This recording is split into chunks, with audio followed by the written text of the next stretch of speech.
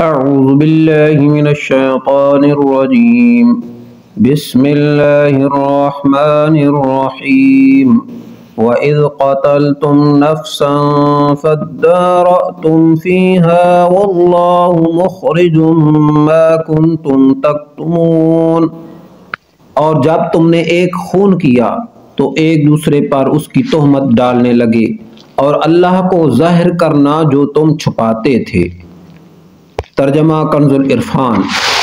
اور یاد کرو جب تم نے ایک شخص کو قتل کر دیا پھر اس کا الزام کسی دوسرے پر ڈالنے لگے حالانکہ اللہ ظاہر کرنے والا تھا اس کو جسے تم چھپا رہے تھے۔ فَقُلْنَا اضْرِبُوهُ بِبَعْضِهَا كَذَلِكَ يُحْيِي اللَّهُ الْمَوْتَى وَيُرِيكُمْ آيَاتِهِ لَعَلَّكُمْ تَعْقِلُونَ۔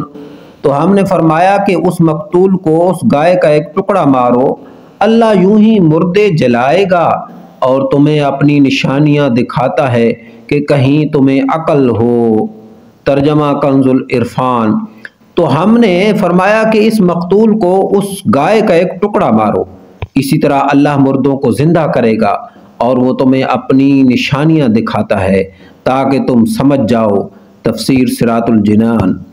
فقلنا تو ہم نے فرمایا، بنی اسرائیل نے گائے ذبح کر کے اس کے کسی عضو سے مردہ کو مارا، وہ بحکم الہی زندہ ہو گیا، اس کے حلق سے خون کا فوارہ جاری تھا۔ اس نے اپنے چچا زاد بھائی کے بارے میں بتایا، اس نے مجھے قتل کیا، اب اس کو بھی اقرار کرنا پڑا اور حضرت موسیٰ علیہ السلام نے اس پر قصاص کا حکم فرمایا۔